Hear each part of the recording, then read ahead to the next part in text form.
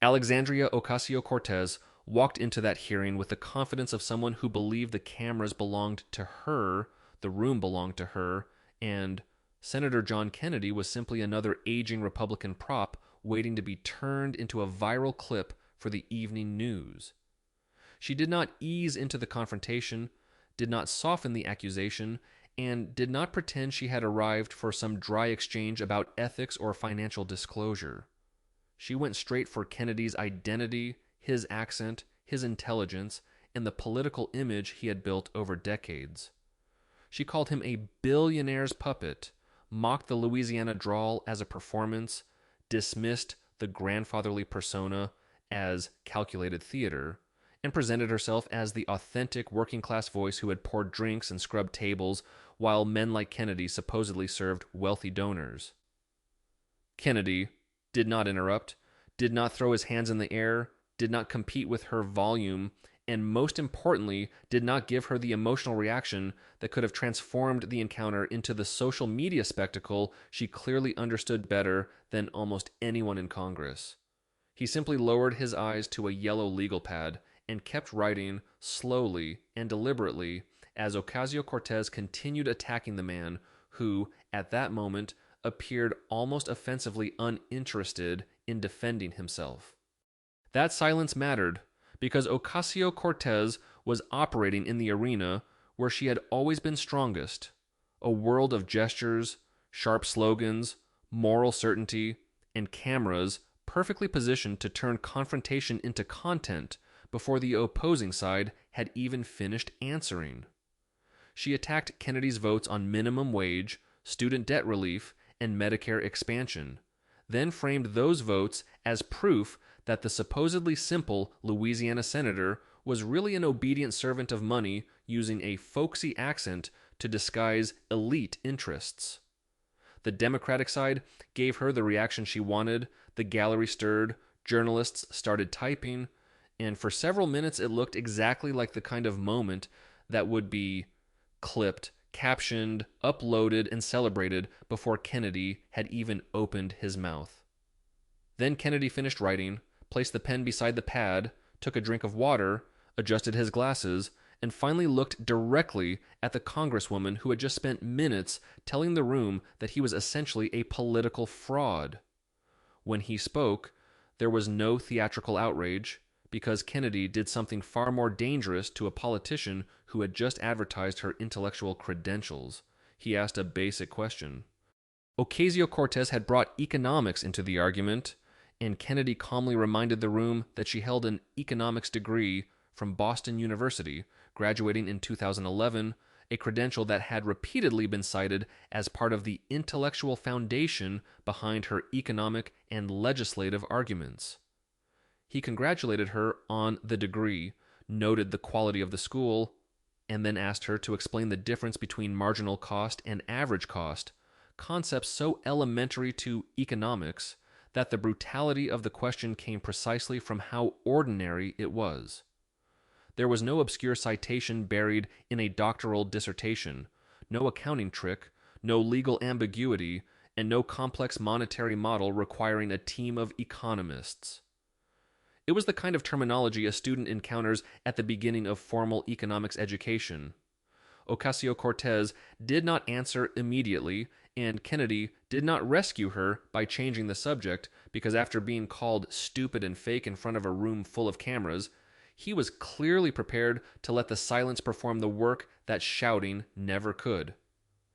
The entire dynamic changed in seconds, because the woman who had entered the exchange on offense was suddenly being asked to demonstrate the expertise she had implicitly used to justify some of the largest economic proposals associated with her political career. When she rejected the question as a pop quiz, Kennedy refused to allow the escape route, telling her in substance that he was asking for a definition, not administering an examination, and then he waited. He followed with the money multiplier effect and asked why it mattered for federal spending, another question directly connected to the way government expenditure moves through an economy, and another concept that should hardly have sounded foreign to somebody comfortable lecturing the country about trillions of dollars in public policy. When that produced no meaningful answer, Kennedy moved to supply elasticity and connected the concept to legislation involving insulin prices, forcing the argument away from emotional language and toward the consequences economists actually analyze when governments manipulate prices. Ocasio-Cortez's hands, which had been moving constantly while she attacked Kennedy, became still, and that physical shift captured the larger change taking place inside the hearing better than any dramatic speech could have done.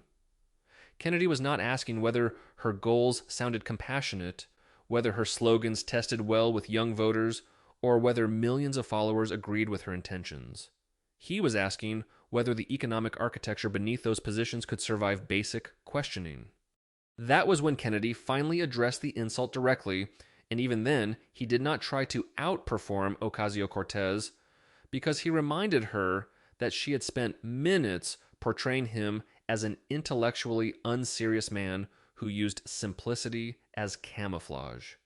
He pointed to his own career managing Louisiana's roughly $20 billion pension system for years, protecting retirement assets for teachers, firefighters, nurses, police officers, and other public employees whose financial futures depended on decisions considerably more consequential than a viral post. He referenced his own academic background and made the contrast brutally simple. He could define the economic concepts she could not answer after she had voluntarily chosen to make intelligence and economic competence the battlefield. That contrast was the first serious crack in the performance because Kennedy did not need to claim that every policy position he held was correct. He only needed to demonstrate that the caricature Ocasio-Cortez had built of him was not surviving contact with the record presented in the room. Her opening strategy had depended on making him look intellectually small, and within minutes, that strategy had forced her into defending her own knowledge instead. Kennedy then shifted from definitions to the Green New Deal, a proposal Ocasio-Cortez had turned into one of the central symbols of her national political identity, and he attacked the gap between the enormous transformation she advocated and the way its costs had been discussed. He returned to the contradiction between describing a non-binding resolution as effectively costing nothing and the vastly larger economic consequences supporters and critics debated once implementation entered the conversation. Kennedy's point was not subtle. Politicians do not get to demand control over huge portions of economic life and then retreat behind the technical status of a resolution whenever the bill for that ambition becomes politically uncomfortable. He reduced the contradiction to the kind of Louisiana expression that had just been mocked as fake, warning against bragging about a recipe when someone has never even turned on the stove, a line that landed because the preceding questions had already established the frame. What Ocasio-Cortez had dismissed as a performance was now functioning as a weapon because Kennedy's simple language was translating an economic credibility problem into terms no communications director could easily bury. Then came the legislative record, and Kennedy moved from what Ocasio-Cortez knew to what Ocasio-Cortez had actually produced, pointing to the large number of measures introduced under her name and contrasting that output with the tiny number that became law.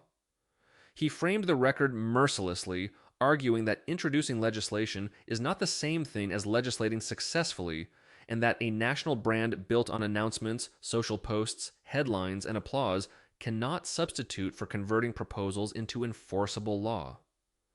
The point struck directly at the machinery of modern political celebrity, where a politician can release a bill, post the announcement, dominate a news cycle, collect millions of interactions, and still leave Congress with virtually nothing implemented. Kennedy was accusing her of building content rather than building law, and because he had already forced the discussion through elementary economics first, the attack did not sound like a random partisan insult thrown across a committee table. It sounded like the second stage of a cross-examination designed to separate image from measurable results. And then Kennedy reached Amazon HQ2, where the argument stopped being theoretical and became brutally tangible because the figure sitting in front of them was 25,000 projected jobs in Long Island City with average salaries around $150,000.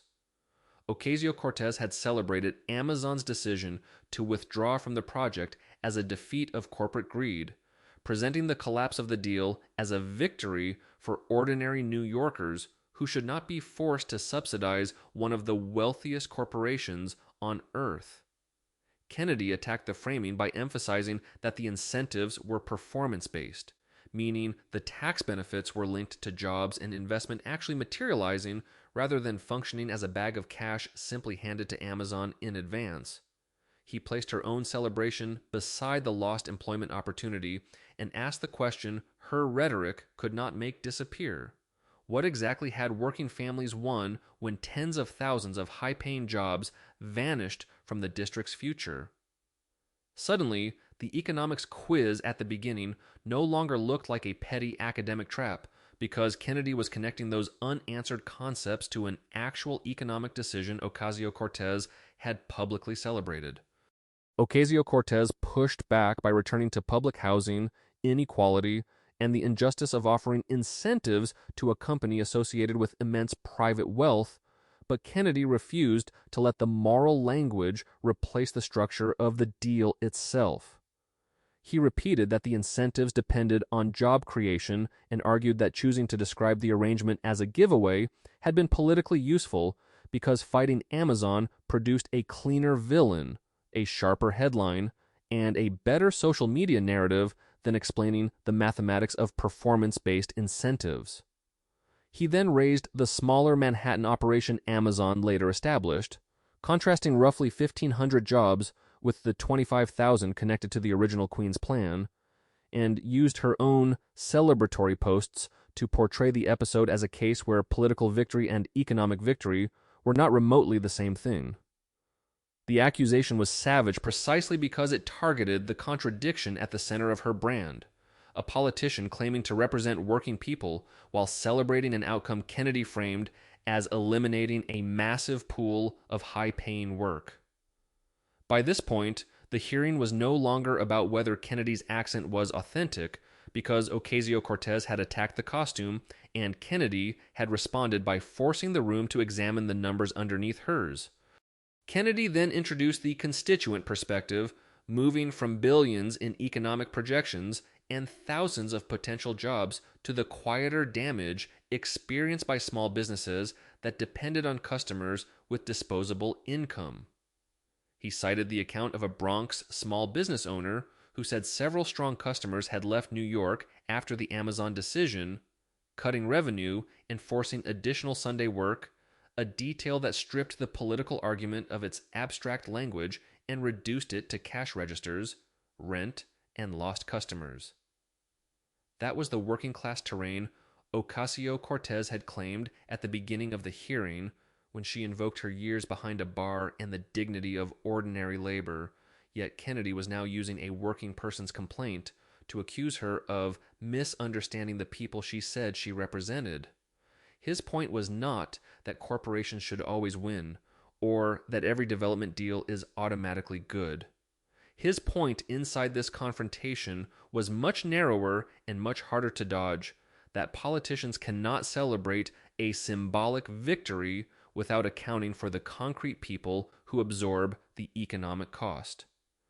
And as Kennedy prepared to turn the page toward the Met Gala, the white tax, the rich dress, and the unpaid invoices that would drag the argument from public policy into personal accountability, the swagger that had opened the hearing was already gone. Kennedy turned the page and moved directly into the Met Gala, the September 2021 spectacle where Alexandria Ocasio-Cortez attended one of the most exclusive events in the country wearing a white dress emblazoned with the words "Tax the Rich" across the back, a slogan designed to become a photograph before the evening was even over. The ticket price attached to that room was roughly $35,000, the kind of figure that exceeds what many Americans bring home in an entire year. And Kennedy did not waste time pretending the symbolism was subtle. He placed the House Ethics Committee report on the desk and treated it not like a prop for television, but like an exhibit, pointing to findings that Ocasio-Cortez had impermissibly accepted gifts connected to the event, and that questions remained over whether fair market value had been paid for the dress, jewelry, accessories, and other services surrounding the evening. He highlighted the committee's finding that there was evidence suggesting the designer may have reduced costs after communications involving Ocasio-Cortez's staff, a detail that turned a supposedly anti-elite political statement into something far more awkward than a fashionable contradiction. The woman who had walked into the gala, wrapped in a message about taxing wealthy people, was now being confronted with an official record suggesting that the machinery behind that appearance had depended on discounts, unpaid charges, and benefits ordinary working people would never receive. Kennedy then focused on the invoices because that was where the grand political slogan collided with the small, ordinary obligation that most Americans understand without needing an economics degree. The hairdresser's agency sent invoice after invoice following the event, month after month, and the former campaign staffer responsible for handling payments did not respond, creating a trail of unanswered requests that looked increasingly ugly every time Kennedy read from the record. One message from the agency warned that it would look terrible if a labor complaint had to be filed against Alexandria Ocasio-Cortez's congressional operation, and Kennedy let the irony sit in the room without dressing it up. Here was a politician who had built a national profile around workers, wages, dignity, exploitation, and the moral obligation of powerful people to treat labor fairly, yet a woman who had physically performed labor for one of the biggest nights of Ocasio-Cortez's public career was left chasing payment. Kennedy did not need a complex theory for this one because the contradiction could fit on a receipt, tax the rich on the dress, unpaid bill behind the scenes. The force of that contrast came from how ordinary the worker was compared with the political theater surrounding her. The hairdresser was not a billionaire, not a multinational corporation, not a private equity executive, and not some caricatured villain from a campaign speech. She was a service worker who performed a job, sent a bill, and expected to get paid. Kennedy emphasized that she was exactly the kind of person Ocasio-Cortez constantly claimed to champion, someone who wakes up early, works with her hands, builds a client list, depends on payment, and does not have the luxury of turning every financial inconvenience into a slogan. He drove the point home by contrasting the $35,000 environment of the Met Gala with the simple fact that the hairdresser's invoices remained unresolved for months, an image far more damaging than any abstract debate over income inequality. Then he reached for one of the Louisiana sayings Ocasio-Cortez had mocked earlier and used it against her, warning against preaching about tithing while stealing from the collection plate, a line that sharpened the accusation without changing the evidence beneath it. Ocasio-Cortez responded by placing responsibility on a staffer who was no longer employed, but Kennedy was ready for that answer because the Ethics Committee report had already documented the same explanation. He quoted her statement that she had not been privy to the invoices and immediately turned the defense into another problem, asking how somebody could present herself as competent to restructure huge portions of the American economy while claiming ignorance of a few $1,000s in charges directly tied to one of her most public appearances. The attack was not that a member of Congress must personally process every invoice in an office, but that Ocasio-Cortez's political identity depended on demanding personal accountability from everyone else whenever institutions failed. She had made a career out of rejecting excuses from corporations, executives, landlords, banks, employers, and government agencies. Yet when the same principle moved in her direction, the explanation became staff failure and lack of personal knowledge. Kennedy was forcing her to live under the standard she had spent years imposing on others, and suddenly that standard looked much less comfortable from the receiving end. Then he opened the next section of the binder and said the name Riley Roberts, and the atmosphere changed again because the argument moved from a bad night at the Met Gala into the architecture of financial disclosure. Roberts was Ocasio-Cortez's long-term partner, the man she had lived with for years, and publicly announced an engagement to in 2022, but they were not legally married according to the record Kennedy was presenting. Kennedy produced federal and ethics forms from 2022 and 2023 where Roberts had been identified as Ocasio-Cortez's spouse for purposes connected to travel and event attendance, including benefits that flowed through that designation. That mattered because the House Ethics Committee definition of spouse was not poetic, emotional, or flexible. It referred to a person to whom a member was legally married. Kennedy's question was therefore brutally direct. If Roberts was not legally her spouse, why had Ocasio-Cortez signed official forms treating him as one when doing so helped him gain access to certain benefits? He then laid out the other side of the contradiction, and this was where the issue became much harder to dismiss as careless paperwork. On Ocasio-Cortez's financial disclosure forms, according to Kennedy's presentation, Roberts did not appear as a spouse at all, meaning his assets, investments, stock trades, employment interests, and other financial activity were not being publicly disclosed under the rules that would apply if he were legally married to her. Kennedy placed those documents next to legislation Ocasio-Cortez had co-sponsored, the Restoring Faith in Government Act, a bill intended to prohibit spouses of members of Congress from trading individual stocks as part of a broader effort to restore public trust. Ocasio-Cortez had publicly championed restrictions like that as essential anti-corruption measures, the kind of reform meant to stop elected officials and their families from profiting in areas touched by congressional power. But Kennedy's argument was devastatingly simple. The rule she helped write applied to spouses, while the man sharing her life remained legally outside that category whenever disclosure or trading restrictions were involved.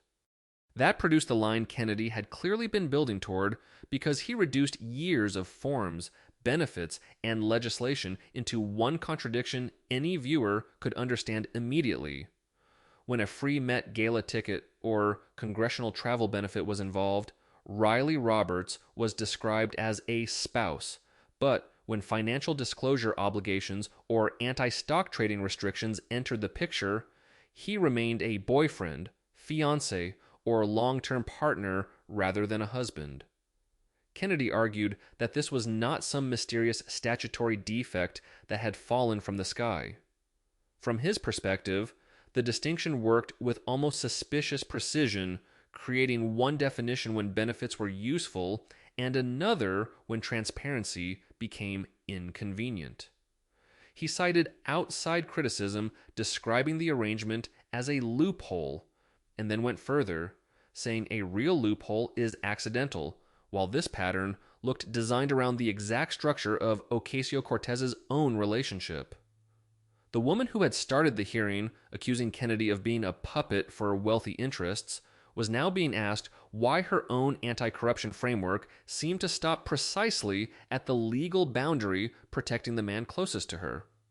Kennedy kept pressing the timeline, noting that Ocasio-Cortez and Roberts had announced their engagement years earlier, but still had not legally married, a personal fact that by itself would have been irrelevant if official documents and federal benefits had not repeatedly dragged the relationship into committee business. He referenced reporting noting that Roberts remained outside the reach of Ocasio-Cortez's proposed spouse stock trading ban so long as they stayed unmarried. And he made clear that he was not inventing the implication but placing public documents beside public legislation and asking why the categories changed depending on the benefit involved. At that point, Ocasio-Cortez turned toward the attorney seated behind her, and the legal whispering began, a visible signal that the exchange had moved far beyond the kind of ideological sparring she had expected when she opened by attacking Kennedy's accent. Kennedy waited without rushing because the central question was no longer complicated enough to bury under rhetoric, and every second of delay made the contradiction more visible. Is Riley Roberts your spouse, or is he not? Because the paperwork appeared to say both. Kennedy then attached the potential legal consequences to that question, reminding the room that willful misrepresentation on congressional forms could carry serious civil penalties and, in extreme circumstances, criminal exposure. He was careful to frame the point through the documents and the law she herself had sworn to uphold, not through some invented accusation that required the committee to leap beyond the record sitting on the table. Ocasio-Cortez did not give him the clean answer he demanded, and the silence now had a completely different character from the opening minutes of the hearing, when silence had merely been Kennedy waiting for her attack to end. Now the silence belonged to the person who had spent years presenting accountability as a simple moral requirement for everyone with power, only to discover that the same word becomes far more complicated when it is attached to your own signature. Kennedy quietly treated the non-answer as something the American public could interpret for itself, then closed that section of the binder and moved toward the final and most politically poisonous subject of all, the campaign finance machinery surrounding her own inner circle. Kennedy opened the final tab and moved into campaign finance, the territory where Alexandria Ocasio-Cortez had spent years portraying herself as one of Washington's loudest enemies of dark money, corporate influence, hidden donors, and political structures designed to conceal who was really paying for power. He identified Saikat Chakrabarti, Ocasio-Cortez's former chief of staff and a wealthy technology entrepreneur, then laid out the relationship between Justice Democrats, brand new Congress PAC, and the private limited liability companies tied to the same political operation. According to the records Kennedy cited, the political action committees raised roughly $3.3 million, and more than $1 million was then transferred into Brand New Congress LLC and Brand New Campaign LLC, private entities controlled by Chakrabarti that operated under disclosure rules different from those governing traditional campaign committees. Kennedy traced the money in the simplest possible terms. Political money entered the PAC structure, money moved into the LLC structure, and once it crossed that line, the public could no longer see the same level of detailed spending information it would normally expect from political organizations demanding transparency from everyone else. Then Kennedy looked across the table and said the word that made the entire sequence politically poisonous for Ocasio-Cortez: dark money. That was the charge sitting underneath the paperwork, not because Kennedy had discovered some new phrase designed for television, but because dark money was exactly the political practice Ocasio-Cortez had repeatedly condemned when it appeared on the other side of the ideological battlefield.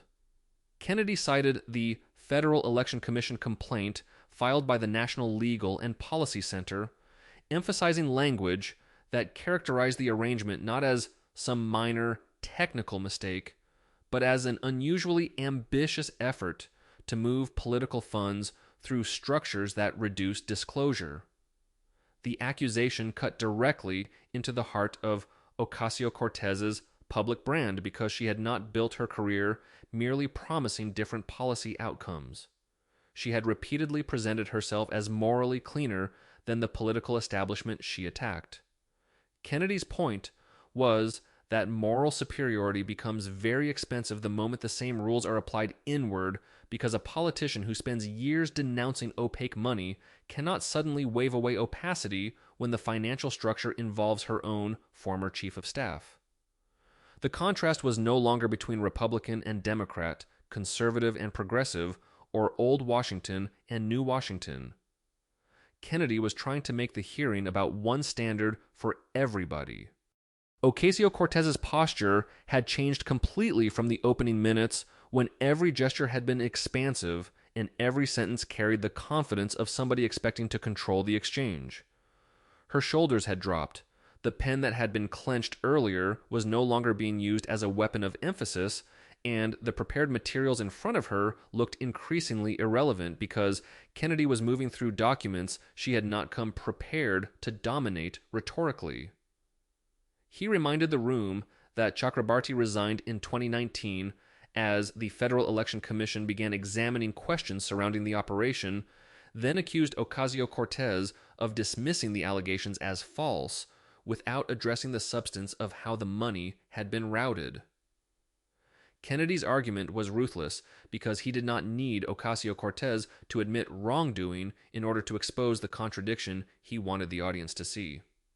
He only needed the public record, the anti-dark money rhetoric, and the fact that the financial structure existed inside her own political orbit.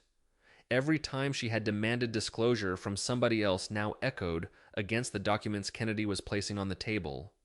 Kennedy then added further campaign expenditures to the record, citing approximately $127,000 in spending from 2020 through 2022 that he said lacked sufficient vendor documentation, followed by a newer complaint involving roughly $19,000 in campaign funds paid to a psychiatrist. Ocasio-Cortez's campaign described that payment as legitimate, while critics portrayed it as potentially personal spending disguised as campaign activity, and Kennedy used the dispute for exactly what it was worth inside the hearing. Another unanswered question about money from a politician who had built a career insisting that financial opacity was itself suspicious. He did not need to prove every allegation inside that moment because his larger prosecutorial rhythm depended on accumulation, one issue after another. Economics, Amazon, the Met Gala, unpaid bills, the Riley Roberts designation, anti-stock trading legislation, and now campaign structures designed around entities with weaker disclosure requirements. The attack was cumulative rather than decorative, and that was why the hearing had become increasingly difficult for Ocasio-Cortez to reset, because every attempted escape from one subject simply opened the door to the next document. Kennedy was not arguing that one invoice or one form defined an entire political career. He was arguing that the pattern undercut the central word she had chosen to define that career: accountability. Then Kennedy closed the binder, removed his glasses, and for the first time stopped relying on the documents because the evidence he wanted to emphasize was already sitting in front of everyone. He returned to the economics question she had not answered, the 25,000 Amazon jobs she had celebrated losing, the hairdresser whose invoices went unanswered, the unresolved question about whether Riley Roberts was a spouse when benefits applied, but something else when disclosure rules applied, and the campaign finance structures associated with Chakrabarti. The closing attack was deliberately personal because Ocasio-Cortez had made the confrontation personal first, calling Kennedy stupid, fake, fraudulent, and intellectually dishonest before he had asked her a single substantive question. Kennedy's response was that calling somebody stupid only works when the person doing the insulting can survive elementary questions about her own expertise and her own record, and he repeated each contradiction with the blunt rhythm of a lawyer summarizing a case before handing it to the jury. By then, the swagger that had opened the hearing was gone, replaced by a woman sitting almost motionless while the senator she had mocked as a theatrical simpleton reconstructed her political image piece by piece from her own words and the public record he had brought into the room. Kennedy returned to the high horse metaphor that had been building throughout the hearing and told Ocasio-Cortez that accountability was the horse she had ridden for years. But the problem was that the standard looked borrowed whenever it finally turned toward her. He finished, put his glasses back on, reached for the water glass, and announced that he had no further questions, leaving 12 seconds of silence hanging over a room that had begun the morning expecting fireworks and ended up watching something much colder. Chairman James Comer asked Ocasio-Cortez whether she wished to respond, and for a moment she leaned toward the microphone, pulled away, then leaned forward again as though searching for an answer capable of touching every allegation Kennedy had stacked into the previous exchange. Instead, she asked for a 15-minute recess, and Comer granted it, bringing the hearing to a temporary stop while Ocasio-Cortez stood and moved toward the hallway, surrounded by aides, communication staff, and legal counsel. The planned 15 minutes stretched to 45. At 12:32 p.m., according to the source narrative, Ocasio-Cortez's chief of staff approached the chairman's desk, spoke briefly, then returned to the waiting press cluster with an announcement that changed the optics of the entire hearing. Ocasio-Cortez, the staff said, was not feeling well and would not return that day, with her office promising written responses to any remaining committee questions.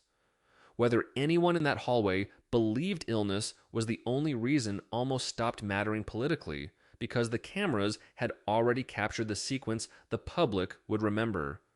Ocasio-Cortez attacked Kennedy's intelligence. Kennedy opened a binder. The questions accumulated. She requested a recess, and then she did not come back.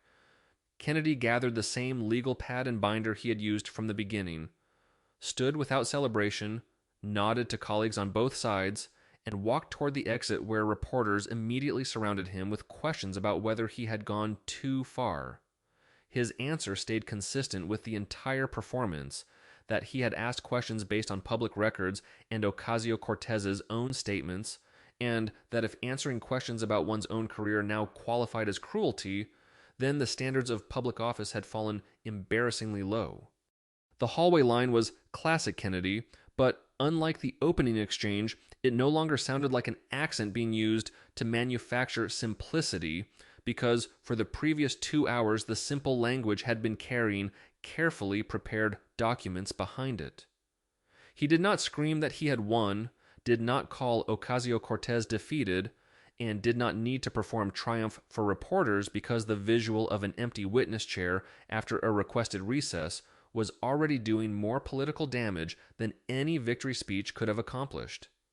The source narrative then describes the hearing clips exploding online, with the recess moment circulating first before the individual segments involving economics, Amazon, the Met Gala, the hairdresser, Riley Roberts, and campaign finance questions began spreading independently.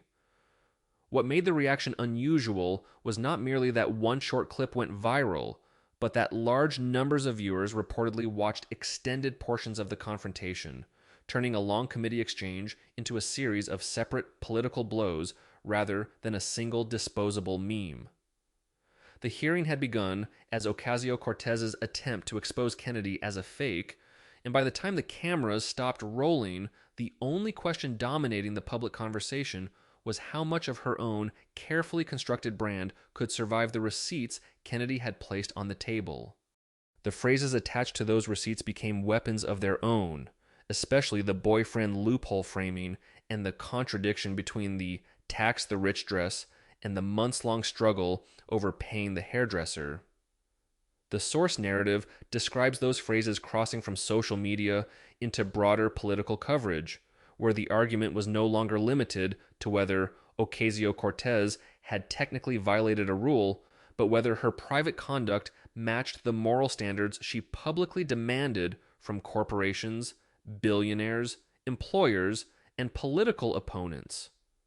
That distinction was devastating because technical violations can be explained, amended, fined, or buried inside procedural language, while hypocrisy is far harder to neutralize once voters believe they understand it in one sentence. Tax the rich but pay the hairdresser. Call him a spouse when benefits arrive but not when disclosure rules apply. Fight dark money while money moves through private entities tied to your own operation. Each phrase reduced a complicated issue to an accusation simple enough to repeat at a town hall or print on a sign. And as the online reaction intensified, the source narrative moved from the hearing itself into the institutional consequences that would determine whether the damage remained a viral embarrassment or became something far more serious. The source narrative says the institutional fallout accelerated almost immediately because what had begun as a brutal hearing exchange was no longer being treated merely as a viral embarrassment that could disappear under the next news cycle.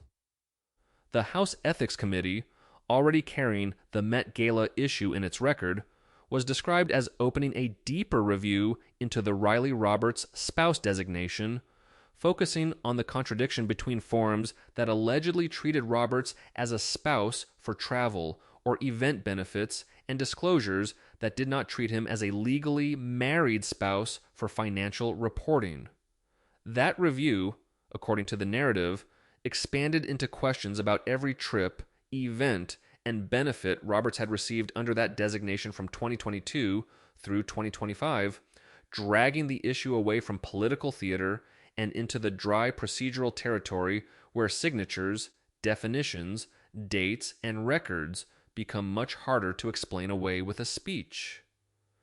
The Federal Election Commission was described as returning to the Chakrabarty-related files, while the separate complaint involving approximately $19,000 in payments to a psychiatrist opened yet another front, centered on whether campaign funds had been used in a manner critics considered improper.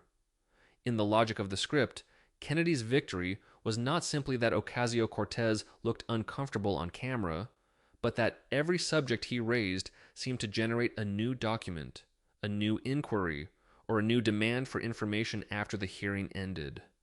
The narrative then escalates the Roberts issue into a broader financial examination, describing subpoenas and demands for records involving stock trades, real estate transactions, and cryptocurrency activity dating back years. It says the Department of Justice opened a preliminary review concerning potential false statements connected to the spouse designation, while federal investigators sought financial records that could determine whether the ambiguity Kennedy emphasized had any significance beyond embarrassing paperwork. When reports emerged that Roberts had retained criminal defense counsel, the optics became even more damaging because lawyers themselves do not prove wrongdoing, but in political media, they instantly signal that the dispute has moved beyond a communications problem. The script further states that compelled disclosures later showed roughly $890,000 in technology stock transactions over an 18-month period, concentrated in a sector touching areas where Ocasio-Cortez had congressional influence through the Financial Services Committee.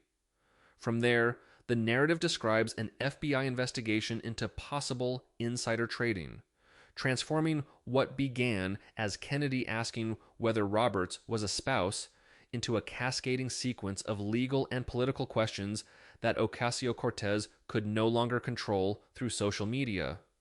The political damage, according to the source, moved just as fast because voters rarely wait for every legal review to conclude before deciding whether they still trust the person involved.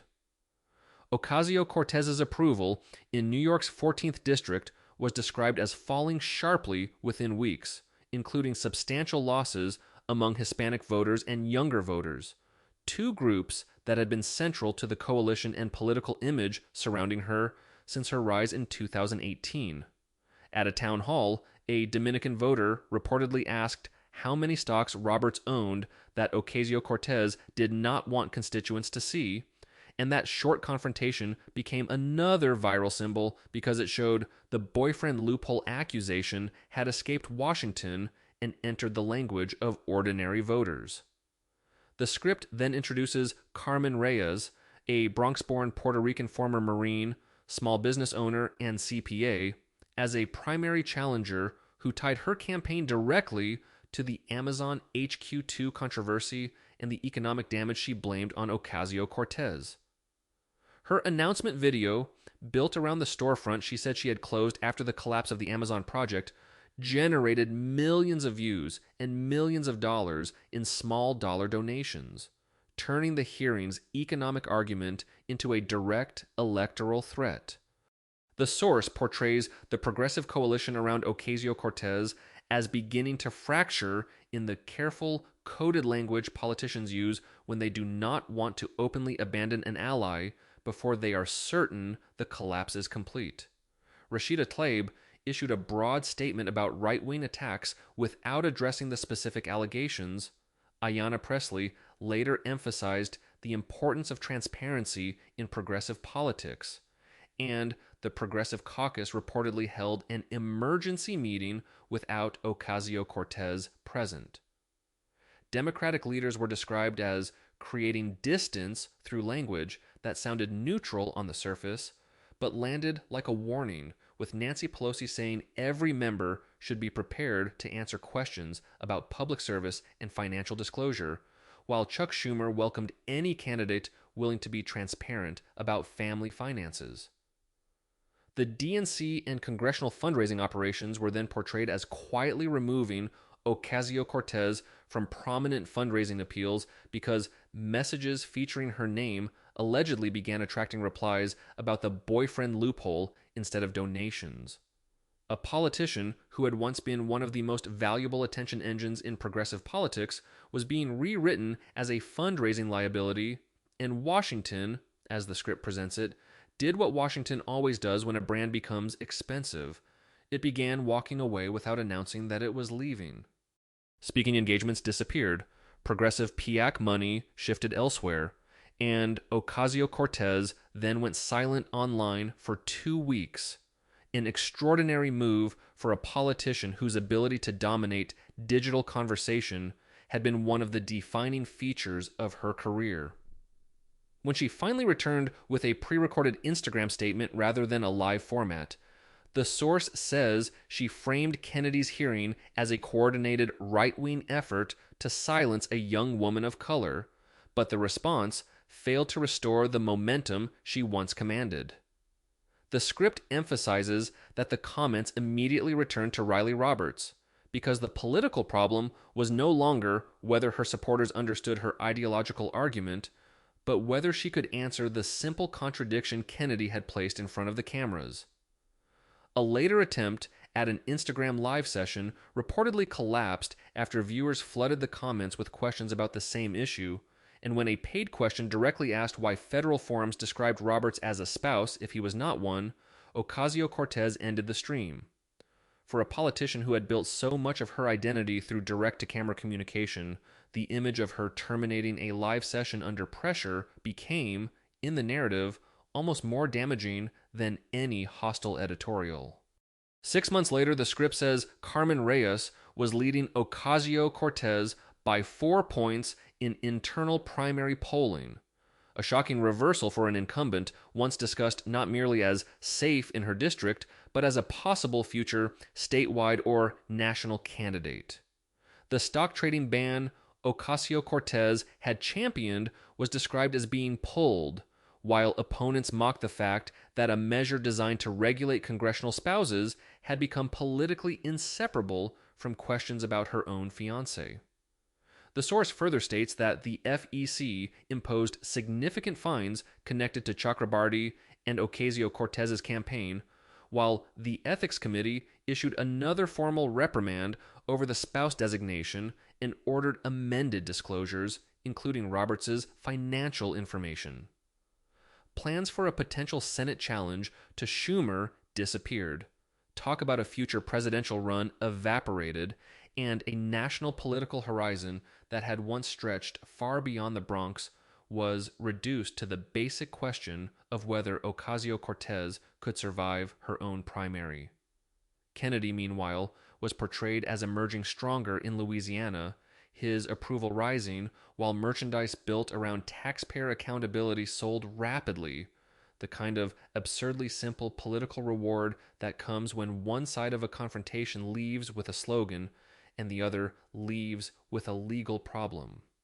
The script eventually returns to the Bronx and to Maria Castillo, a salon owner who represents the kind of voter Ocasio-Cortez had always claimed to understand better than establishment politicians ever could. Maria watched the hearing on an old iPad during lunch, nodded when Kennedy discussed the Amazon jobs because she believed the collapse of the project had cost her customers and reduced her revenue, and then stopped what she was doing when he reached the unpaid hairdresser.